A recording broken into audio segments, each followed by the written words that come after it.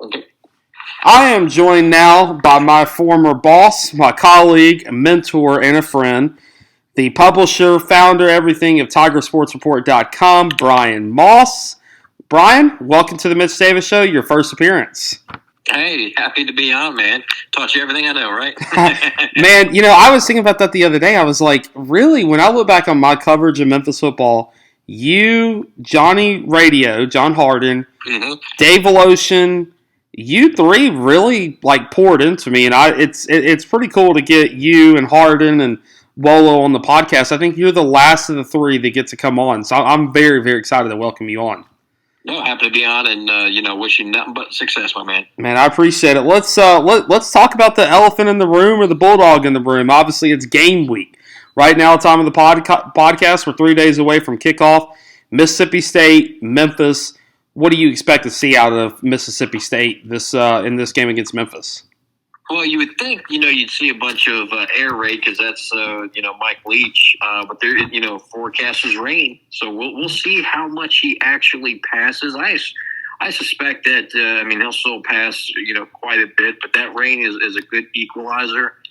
They're replacing a tackle that went to the NFL. So, how's that new tackle going to play? So there's areas that Memphis, can exploit and try to take advantage of, and that's one area, the tackle position that I think they may have some success, especially early if they, if they blitz early, kind of confuse that offensive line.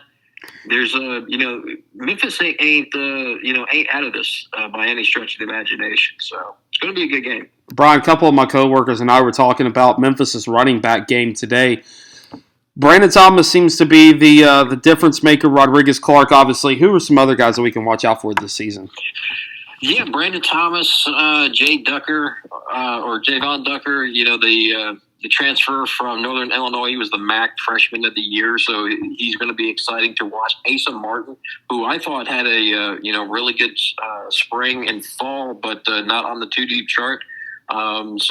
Those three, I think Thomas, Ducker, and Asa Martin are the three main ones you're going to see. But we can't you can't rule out Sutton Smith, the freshman phenom that's coming in. I think he was a 3-star on Rivals. So the running back room is just absolutely loaded. And just because they a running back may not be on the depth chart. Same thing with wide receivers. If you don't see him on the depth chart, right now, that doesn't mean they won't play. Silverfield even said in the press conferences that someone like Joe Skates, that, he's not on the depth chart, but he's going to play. You'll see him play. So definitely excited to see some of these players. You mentioned the wide receiver core, and obviously everybody knows the names that come in and outside the program. Anthony Miller. I just drew a blank, total blank. But everybody knows all the names that have come out of the program.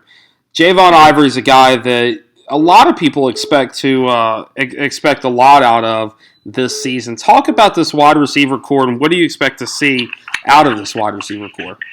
Yeah, I spoke about it at, other shows that some people feel that not having Calvin Austin, that's going to hurt Seth Hennigan, but I don't think it'll hurt him that much because what it did is force Hennigan to spend time with all the receivers in the spring and in the fall to try to build rapport other than one person. Because even Seth Hennigan talked about it in, the press conferences during the fall, that last year they kind of game planned to get the ball into Calvin Austin's hands. Well, you can't game plan for that this year. So you're going to have to spread the ball around. So I think you may see a more open offense this year. So it gives guys like Gabe Rogers, a chance because he's a little speedster. Same thing with Eddie Lewis. He's an excellent route runner. He's the transfer from Rutgers. I think, some of those players, Rock Taylor was a 4-star coming out of high school. So I think, the wide receiver core has talent. It's just unproven because you don't have, the big name Calvin Austin anymore. But Javon Ivory, he's the leader on that receiving core. And, because of Austin not being there, it's going to force some other players to step up. And I think you'll see that with Seth Hennigan, not necessarily finally having a chance to find someone else, but he needs to find somebody else, and you'll see some players step up. Brian, you and I are around the program. We talked to a lot of the coaches, but Seth Hennigan has really seemed to develop a lot this offseason. How much of that do you credit to Brady White coming in to be a GA, or how much is that just a drive from Seth Hennigan to get better this offseason? I think it's more Seth Hennigan's drive. I mean, he's a coach's son, so I mean, he's a very, very smart individual, and when you take a look at just the way he is, his mannerisms, just his determination, because he could have gone elsewhere. I mean, in this day and age, you can transfer, one-time transfer, go anywhere you want. But his determination is like, no, he's even said it. I committed here. I'm playing here. I'm staying here. So he didn't give any thought about transferring in the offseason. So that tells you just his mentality. And I think a leader like that is great for Memphis. You have a coach that wants to be in Memphis, not looking to leave. And now you have a quarterback that wants to be in Memphis, not looking to leave. I think that's fantastic for Memphis. So his drive, I love it. Brian, I'm with you on that one. I was talking to my cohort today, and I was like, man, Seth Hennigan, because you and I get to see practice tape, and we get to talk to the coaches, but man, Seth Hennigan has improved a lot this offseason. The other group of guys that has improved is the defensive unit for the Memphis Tigers. How excited are you, and how ready are you to watch this Memphis defensive unit get out there and get to work? No, it's great. Before I touch on the defense, I want to talk about the offensive line real quick, because the Memphis offensive line has 3 players that are 6'4", 300 pounds or above. It's really 2.5. One player. Let's see who it is. No, you have Matt Dale, 6'5", 330. Then you have Pounders, who's 6'5", 290. There was someone. Let me pull up my article real quick. Sorry about that. Austin Myers. That's it. He's 6'4", 299.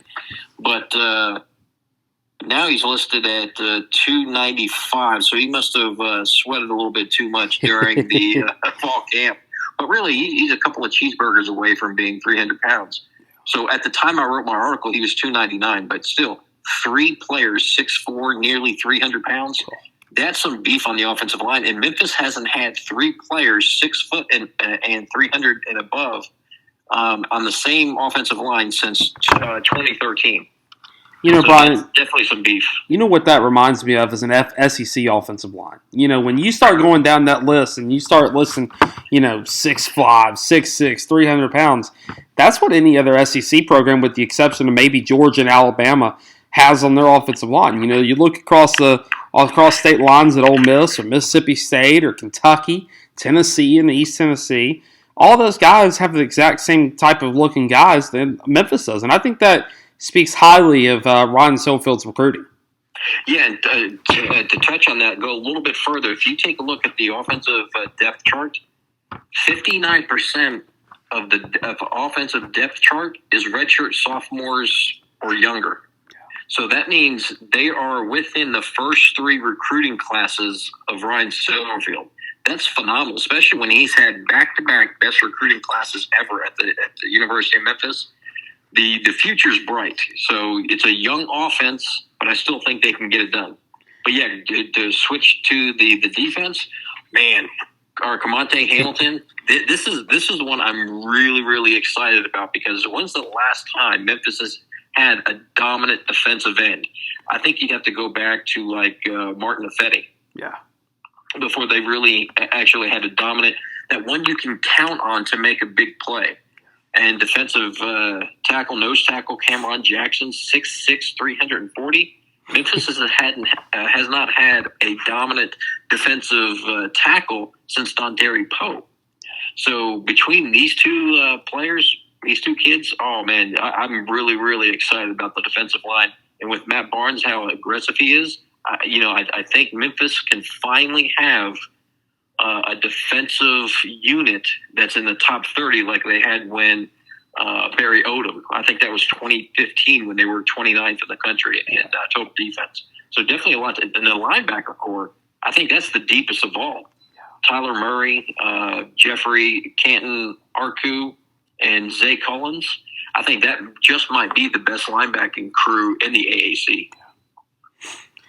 Brian, you're getting me fired up. And also, you got to talk about that secondary as well. I mean, you got Greg Rubin back to work, Quindell Johnson returns, and my personal favorite, Rodney Owens. I mean, everywhere you look on this Memphis defensive depth chart, they're solid. They're a solid team all around the board. Yeah, no, and that Rodney Owens, when he's listed as the depth chart as an or, so it's Joshua Hastings or Rodney Owens. So he's being pushed. Rodney Owens, a fantastic safety, but being pushed by a redshirt sophomore. That shows you that recruiting that Silverfield has been doing. That you have a redshirt sophomore that's pushing Owens, who may replace Rodney Owens. So we'll have to wait and see on Saturday to see who actually starts. But there's just the pure depth that Memphis has and the talent of that depth. It's going to be phenomenal. Brian, I think one of the most not talked about groups of this Memphis team is the special teams unit. What are you hearing about the special teams unit, and how good are they?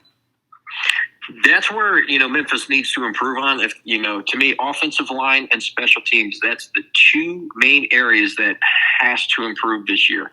Place kicking, we all know the troubles that they had last year.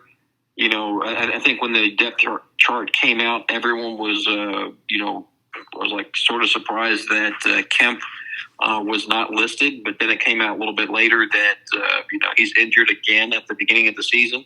So thankfully, the Tigers have Chris Howard, the transfer from Florida, who was solid for Florida, from 40 yards. So, that cost Memphis some games last year, the kicking game. And I think with, Howard, he's played in the SEC, so he's used to the big crowds. So I don't think he's going to be affected by the cowbells at Mississippi State. Two more questions I have for you. And I want to ask you, what are the keys to the game for the Mississippi State game on Saturday for the Tigers?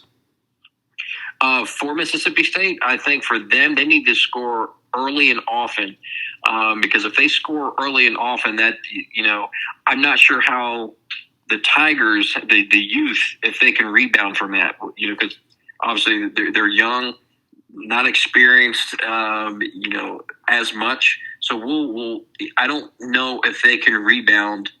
If they go down early, let's just say they're down 21-0 in the first quarter, it could be a very long night for Memphis. So to me, Mississippi State has to score early and they have to score often. What about for the Tigers? Give me one or two of your crucial things for the Tigers.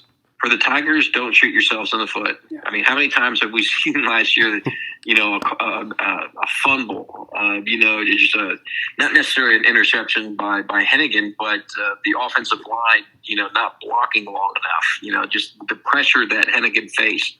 So to me, don't shoot yourself in the foot and withstand those waves, because there's going to be points in the game where Mississippi State they're going to score a touchdown or two back to back or within a couple of minutes. You're going to have to survive that, score yourself.